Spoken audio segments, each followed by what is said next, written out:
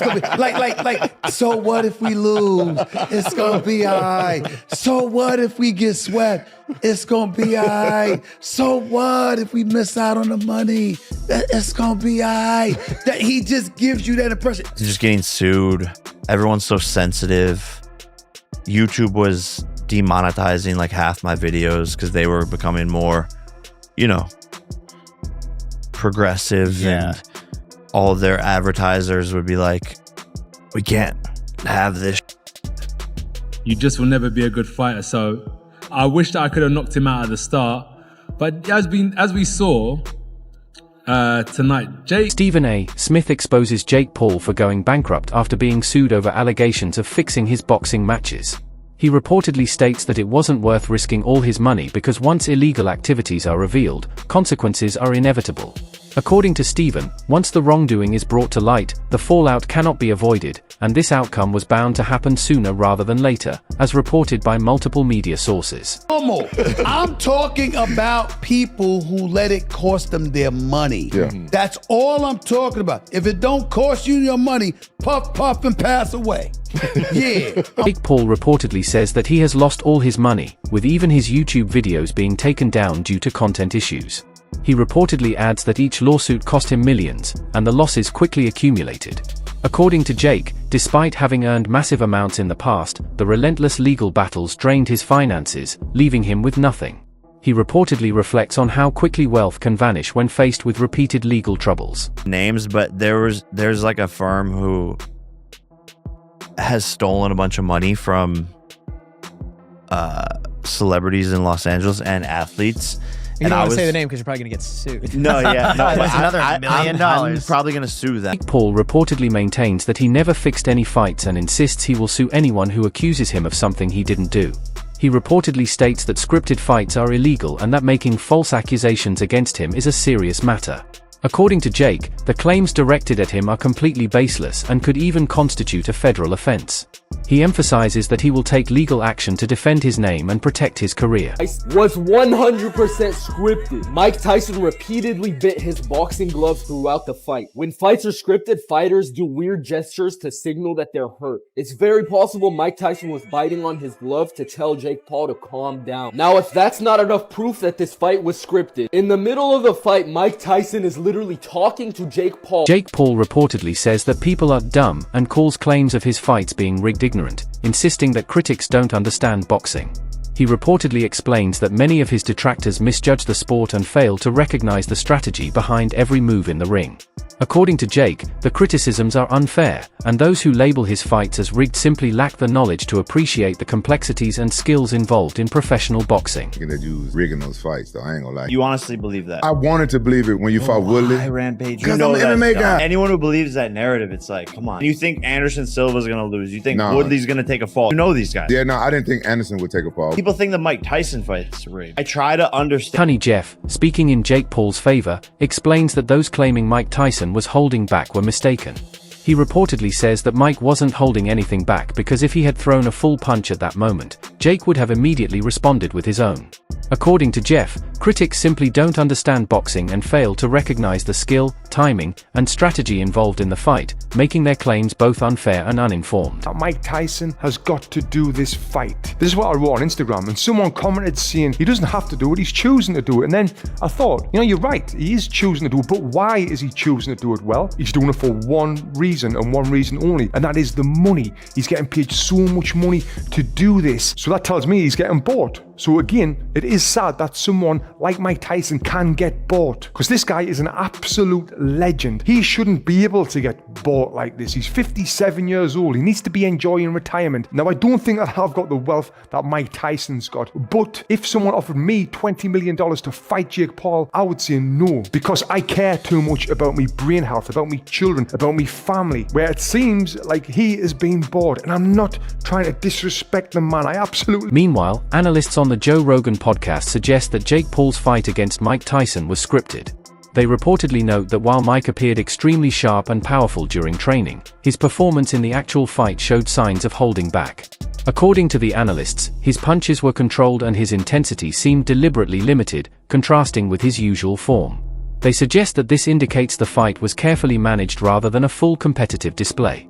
Observers argue that the pacing, timing, and reactions in the ring were adjusted, making the bout appear scripted to some viewers. Test himself against actual, not just world champion, but one of the greatest of all time. Are the fights even real? Like the Tyson fight? Like I saw video breakdowns of Tyson not throwing punches early on in that fight. I don't know if you watched any of those videos where like there's a left hook is 100% available.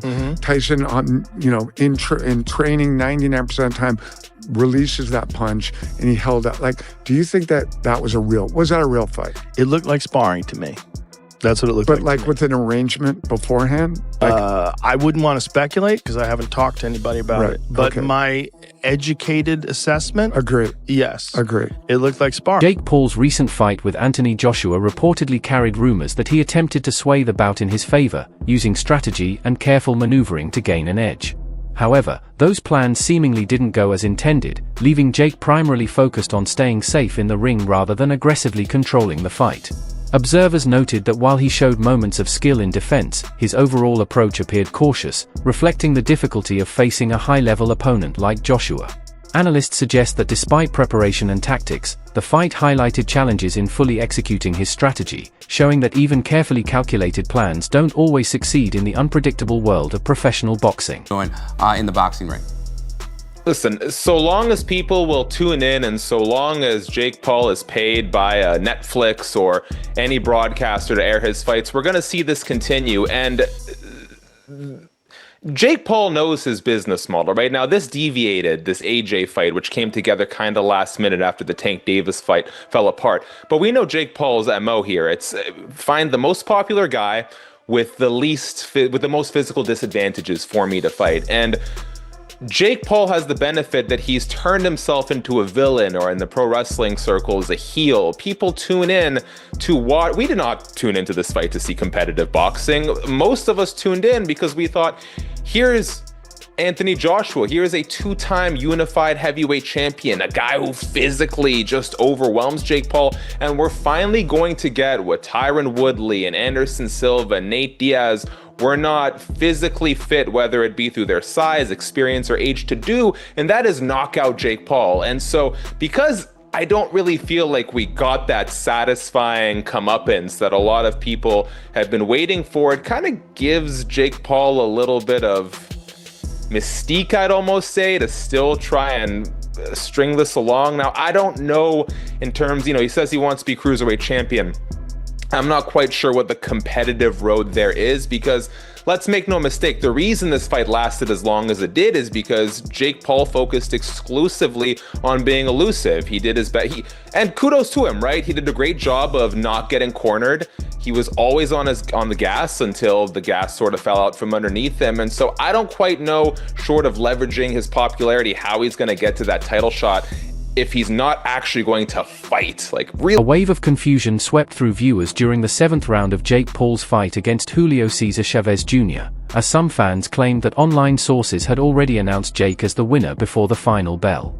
The unexpected preemptive declaration sparked intense debate across social media, leaving many to question the authenticity of the contest. However, this fight was far from an isolated incident in Paul's career. Observers have long pointed out a recurring pattern in his bouts, including carefully selected opponents, media-heavy promotions, and victories that often seem almost guaranteed. You are watching this video. Jake Paul and Julio Cesar Chavez are currently right now in the 7th round of their fight. But when you go to Google and Google the fight, it gives an accurate breakdown of all their past fights. And then it comes to the current fight, and it says that Julio Cesar Chavez Jr. loses a unanimous decision to Jake Paul in 2025. The fight has not even played out yet. Yet they're saying that this is the end result as they are fighting right now, currently as it stands. This leans testament to the fact that people state that Jake Paul has his fights fixed. What's your thoughts on this? This is nasty work. Unbelievable. This is Google. Jake Paul's matchup with Chavez Jr. wasn't the first to attract such scrutiny. His approach to fights often blurs the line between genuine athletic competition and entertainment spectacle. Many fans have observed a clear pattern: opponents past their prime, matches designed for maximum viewership, and the ability to influence outcomes in ways that favor Paul. These orchestrated elements have fueled claims that his career is more focused on showmanship than truly testing his skill against equally matched opponents. Quite serious news in the combat sports world. Mike Tyson versus Jake Paul, it's come out now. It was rigged. I can't believe it. You know, you have to question the validity of boxing these days when you can't trust two professionals to get in the ring and do their best against each other. And instead you find out Mike Tyson pulling his punches, not trying to hurt Jake Paul. Absolute disgrace. I thought better of them. You know, I really did. I thought that Mike Tyson especially, Iron Mike, he was just going to go in there and knock Jake clean out. But here he is, not trying. Chael Sonnen, commenting on the situation, highlighted how unusual it is for a fighter with only 11 professional bouts to face opponents with extensive experience and Olympic credentials. According to Sonnen, the logic of placing an underdeveloped professional in such high-stakes fights simply doesn't make sense. From his perspective, these bouts often appear engineered to create dramatic narratives rather than reflect genuine competition. Or if I think that Joshua's more experienced or better, I believe in I believe boxing's real.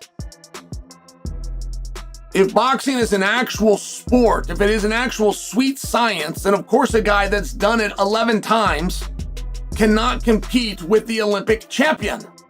Of course.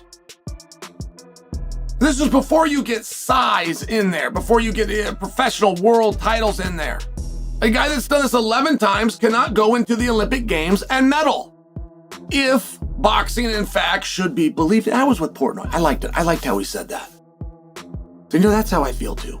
Because I'm also cheering for Jake Paul. But I get it. I know we're not going to win tonight. But that's a compliment to boxing. And it is very hard for people to digest that Anthony Joshua can't cut him off. He can't find him. He can't do anything with that reach. He can't go out there and rush him. He can't throw this kid in a corner and beat him up. That is disappointing to me. That is baffling to me. As an MMA guy, I will just share with you, that would not be a problem at all. At all. If a guy's running away from me, it would be absolutely no problem. And you could put the boundaries at the city line. You could put it at the state line. I will track him down. I will put him somewhere and I will beat the dog out of him. So in a ring, I get where that is really disappointing. I get it, but it doesn't change the fact that that's what happened. And then Joshua, by the way, has the right to turn to some other thing. Where I'm saying he had to cut him off, grab him, throw him in the corner, go beat him up. Well, I'm saying that Joshua has the right to go, I could feel some stuff. I knew it was going to come my way, right? For Joshua to say, well, I had the experience and yeah, he was moving and yeah, I could have cut him off a little different. But I didn't mind the way this was going. I didn't mind that he was running. I knew he would slow down. I knew he would come to me eventually. Like for that to be Joshua's mindset. Joe Rogan adds another layer to the discussion, emphasizing that Jake Paul has always sought to prove himself as a legitimate fighter. Rogan acknowledges Paul's desire to face opponents in the ring and demonstrate his ability to handle real competition. While the intent may seem genuine, the consistent pattern of opponent selection and staged circumstances raises questions about how much of the spectacle is authentic and how much is carefully managed to benefit Paul's career. This narrative also extends to Paul's bout with Anthony Joshua. Analysts like Ariel Helwani have noted that Joshua had no reason to take unnecessary risks purely for financial gain. Already immensely wealthy, Joshua's focus was on preserving his legacy rather than chasing a payday. This context helps explain why Joshua fought cautiously, avoiding unnecessary vulnerability, and shows that the stakes were vastly different for the two fighters. Is open, and I was surprised that he wasn't going there, but, you know, any of this nonsense, script, bullshit, like if you subscribe to that notion, you're an absolute idiot. You're an absolute idiot. There was no reason for, you know, first of all, you go to jail. Why would Netflix, the biggest streaming platform in the world, partake in anything like that? Just use your brain.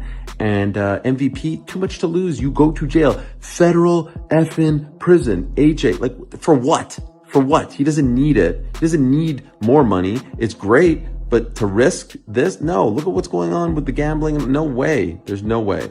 My respect for Jake has grown. I know people don't like to give him credit. You fight amateur, influencer, pro boxing, you have my respect. I don't care what kind of fighter you are. I don't care how many wins you have. You step through those ropes, you have my respect. He lasted 6 rounds. Most didn't think he would. I think the line as far as how many rounds was 2.5. So clearly most people thought he would be out of there around that point. And I think a lot of people were going with the under. He had some moments. He had the antics. You know, obviously the takedowns and all that weren't great. But golly, I think he was tired. You know, the ring was bigger, and everyone said that was going to benefit him, the 22x22 ring. But, you know, cardio has been an issue for him. And so when you're circling and dancing, you're going to get tired. You're going to gas out. And I think that happened. Arms were down, and he was getting pinned. He was getting cornered, and he was getting, you know, AJ was doing a great job, I think, of not letting the fight be contested in the middle of the ring, cornering him either in the middle, like the turnbuckle, or up against the ropes. He was cutting him off perfectly. And so I know people are going to be upset that Dan Rafael provides further insight, focusing on the dynamics of the Joshua fight. He credits Jake Paul for lasting as long as he did, noting that Paul's defensive and cautious style, though unpopular with many viewers, was the only way he could endure multiple rounds against a fighter of Joshua's caliber. From Rafael's perspective, the fight highlights the inherent challenge of bridging the gap between spectacle-oriented matches and genuine professional-level competition. This theme of engineered outcomes extends beyond Joshua and Chavez Jr. in previous contests. Critics have argued that Paul's opponents were carefully selected to maximize audience engagement while minimizing actual risk. I'll give credit to Jake for hanging in there.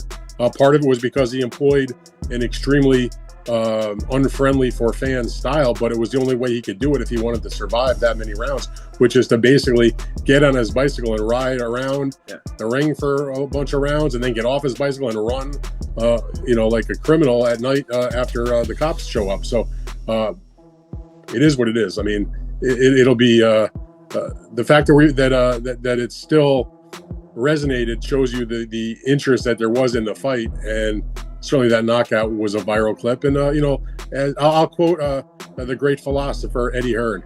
You know, we're going to take care of Jake Paul and on to the real boxing in 2026. Yeah, the great philosopher. Eddie will like that. Yeah, he will. I might take that out because he'll like it too much. Look, in terms of AJ now, look, I think he's always in a no-win situation. I think unless he flattened him within 10 seconds, someone would have something to say. Whether it be before the fight and why is he doing this? Look, we know why he's doing it. Like, and it helps him, I suppose, in the US market as well in terms of coming over here and making a big splash. But do you understand where some people maybe have been a bit critical with how long it's taken, or is it the fact that you fight a guy who's that, like you mentioned there, he's a novice boxer and he's moving around the ring? Was it down to Anthony to cut him off sooner, or do you see why it went that long? I mean, look, Anthony certainly could have done a better job cutting the ring off, and Anthony Joshua was the first one to say so himself after the ring. I mean, I've always viewed Joshua as Blade, a podcast host, criticized the decision to put a 58-year-old in the ring for one of Paul's bouts, stating that such arrangements should never be allowed under normal circumstances. He suggested that the fight's outcome and structure were predetermined, driven largely by financial considerations rather than athletic fairness. The perception of these matches as rigged is reinforced when patterns of opponent selection, media promotion, and carefully managed fight dynamics are taken into account.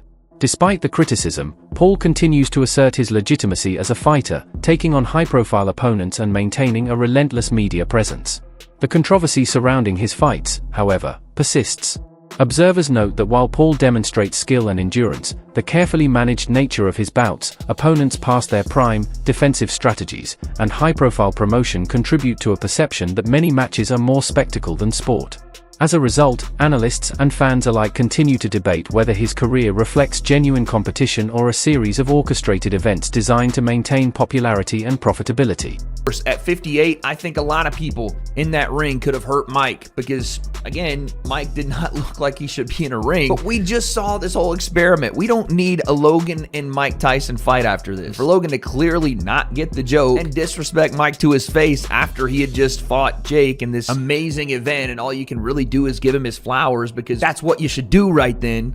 Logan has to take it another level and continue to be the asshole. So again, the self-awareness on Logan Paul, whether it's Lunchley or Prime or anything to do with crypto, the guy just doesn't give a fuck about anybody but himself. But then, you know, like I said, Jake didn't really call anybody out in the post-fight presser, in his post-fight interview with Ariel, but the internet went ablaze over, you know, him fighting Mike and how are you continuing to fight these older guys and Mike being 58.